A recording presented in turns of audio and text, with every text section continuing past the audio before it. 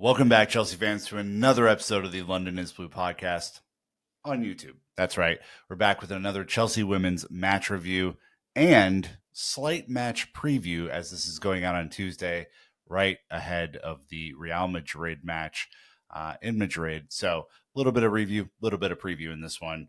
But look, if you followed the results over the weekend, you already know this. Chelsea did indeed draw their first match of the season. I would note that it happened on December 14th. It was the first match where we didn't win to this point in the season in December, where we drew with Leicester away at the King Power, 1-1. Goals from Missy Goodwin from Leicester in the 20th minute, Vika Kaptein from Chelsea in the 77th minute. This was an interesting game. Leicester are kind of on this big rebuild. They're starting to play a different style of football than we've seen them play in the past. They were very disciplined. They were really compact. They did a very good job against Chelsea. I think you have to tip your hat to the Leicester team. They are not a great football team. They are near bottom of the table, and Chelsea are at the very top of the table. So this was a monumental task for them, I should say. And they did a great job. It kind of caught Chelsea a little flat-footed. Normal kind of starting lineup: Hampton, Lawrence at left back, Bright, Bjorn, Bronze, Nuskin, and Kaptein. Aaron Cuthbert got the weekend off. Guro Reiten, Micah Hamano, Johanna Ritten-Kaneryd, and Myra Ramirez subs in this one. In the 46th minute, Neve Charles and Kat Macario come in to continue their rehab. Aggie Beaver-Jones in the 62nd minute, and Alejandra Bernabe in the 75th minute. This is a player that I'll talk about here in a little bit. Unused subs: Katie Cox, Achira Musovic, Eve Paraset, Lola Brown, and Oriane Jean-Francois. Luckily, her ankle injury was not too bad. The stats are kind of misleading in this one, to be candid. Chelsea, 28 shots to Leicester's 2. You would think, wow, how did Chelsea not score 10 goals? Only 6 of those were on target. 72% of possession, 625 passes, 85% pass accuracy. A lot of it wasn't threatening. Leicester set up in this low block. They were very determined, very compact, like I said earlier. And this is just not the sort of performance that we've come to expect. There was a lot of chatter online after the game, whether this was the first crack in the armor for Chelsea, whether this had been coming for some time with some, kind of medium performances as of late. There have been signals that this could happen this season, but, to this point, Chelsea had won 14 straight games. So there was little to doubt about Bon Pastor and the tactics and the way that we were playing. And this is one of those games where none of the players were up to standards. I think just flat out, a lot of players, I think, seemed like they took this one for granted, being that Leicester is second bottom in the table and that we've historically played very well against them, scored tons and tons of goals, and it's been kind of easy. This was anything but that. And I think the team, after the first half, knew they were in for a challenge and didn't really do enough to kind of get out of it. And what was kind of funny to me as we get into insight number one for this episode is that there's acknowledgement, I think, from Millie Bright, from Sonia Bon Pastor, that this was a poor performance. I think the way that Bon Pastor made changes at halftime would tell you that it was a poor performance, especially in the first half.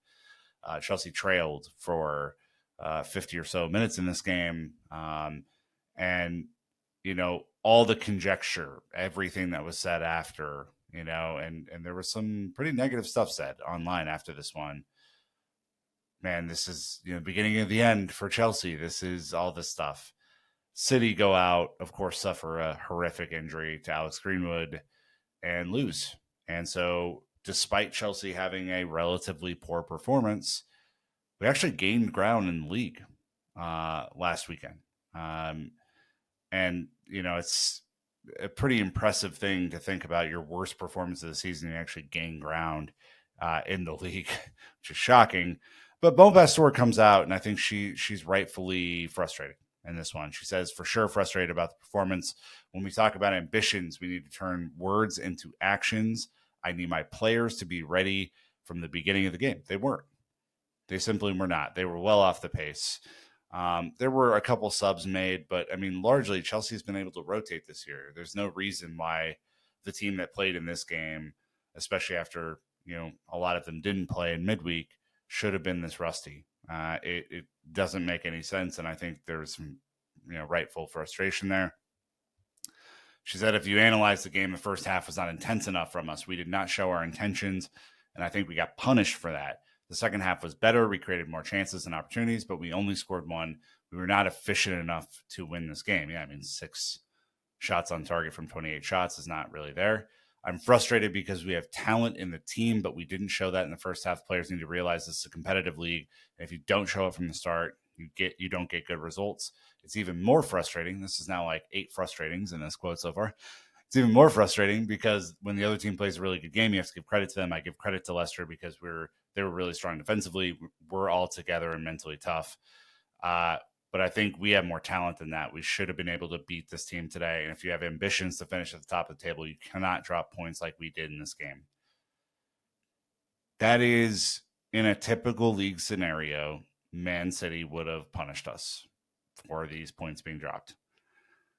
And Arsenal did gain points. Obviously, us dropping points and then winning.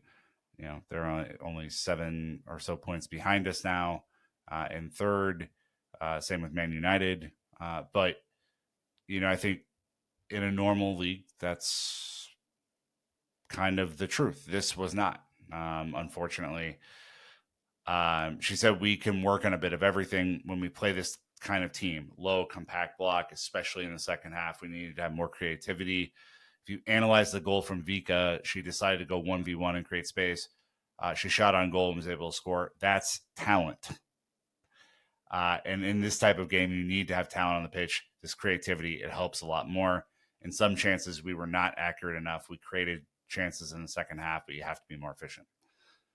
She's pissed. She's pissed. And she's been pretty reserved this year, I would say. The results obviously mean that you don't have to go too crazy when you win and don't play extremely well.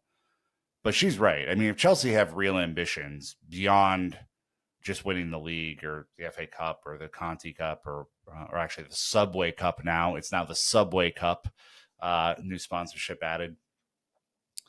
If you want to win the Champions League, you got to play better than this. It's fascinating to see kind of how this is going to go. But, she's right. And I think her frustration is warranted. It's a little bit of a dark cloud heading into this winter break. If you win everything going into winter break, you can kind of be happy and joyful and all this stuff.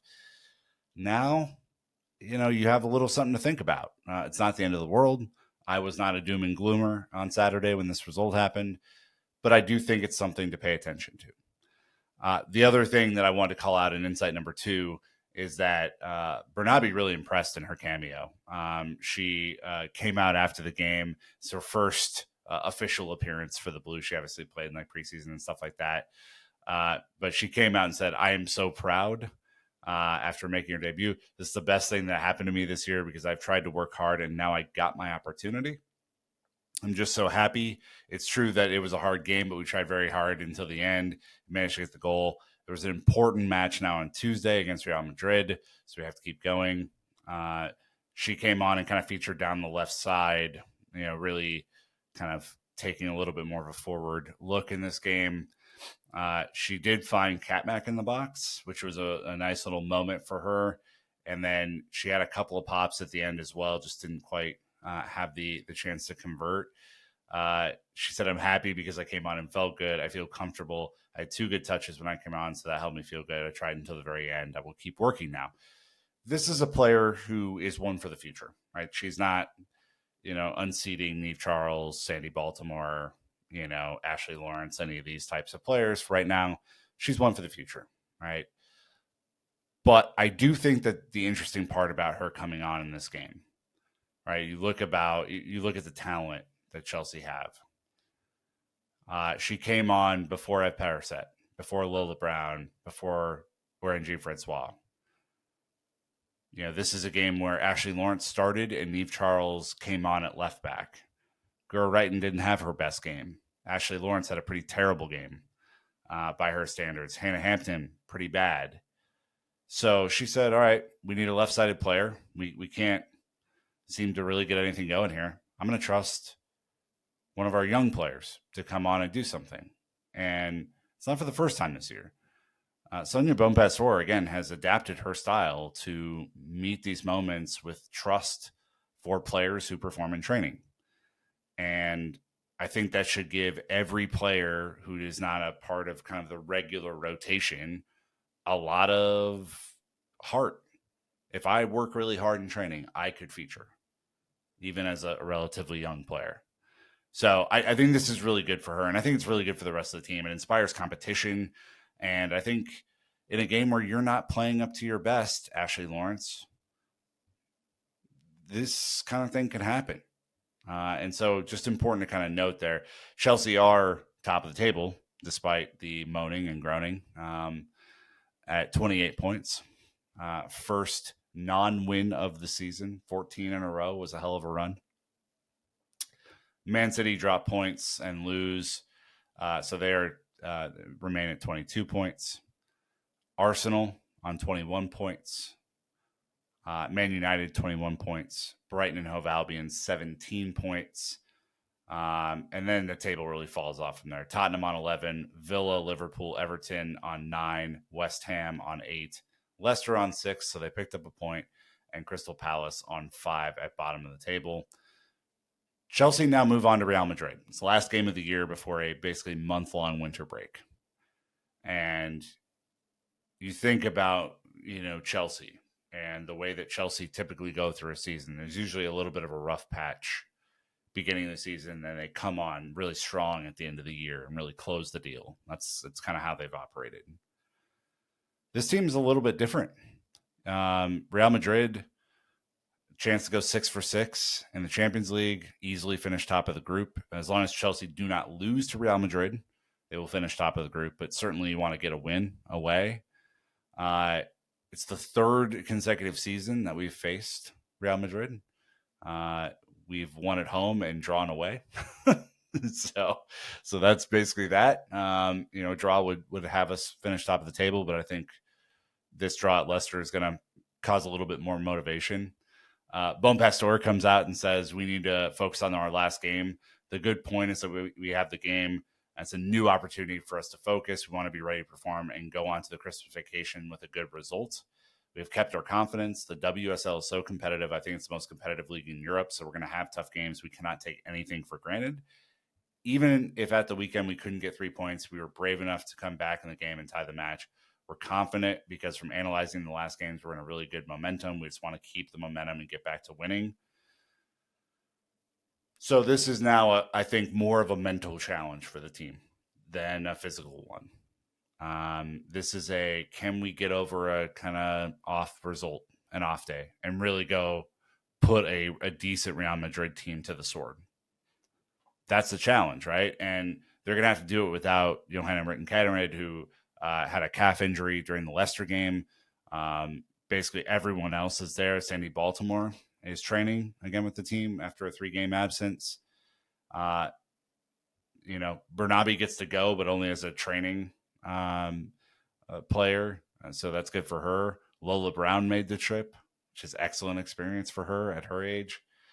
Notably, I don't know if you guys caught this, in the traveling squad, Sandy Baltimore is now listed as a forward and not as a defender, which is, I think, maybe an acknowledgement of Niamh Charles back in the lineup and performing really well.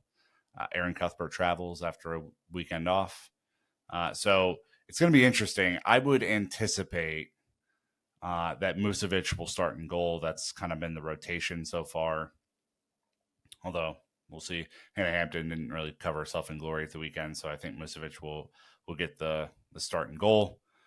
I think your back line is going to look pretty familiar. I think Niamh Charles comes in for Ashley Lawrence at left back, and then you basically roll with Bronze, Bright, and Bjorn. Maybe a late cameo from Eve Paraset to continue her Champions League scoring run. Midfield should be pretty straightforward as well. I think it's Aaron and Vika to start. Maybe Niamh or sorry, maybe Shukanuskin comes in as a substitute in this one. I think you have Sandy, if she's healthy, maybe start on the left in place of Gura Brighton, who's had a couple of tough matches here. I would bet that you would see Katmac in the middle, and maybe you get a little Aggie off the right side in this one as the right winger without JRK there, and then I think you get Myra fully through the middle, chance to continue her scoring run. So look, it's going to be a good game. If you're watching this before the game, hopefully I got my lineup right. If you're watching it after, I am a vision, I am a prophecy. But this team is a really, really good team. There will always be a stumbling block in the year. Let's hope that a draw at Leicester is as bad as it gets, and that we are coasting home by the end of it.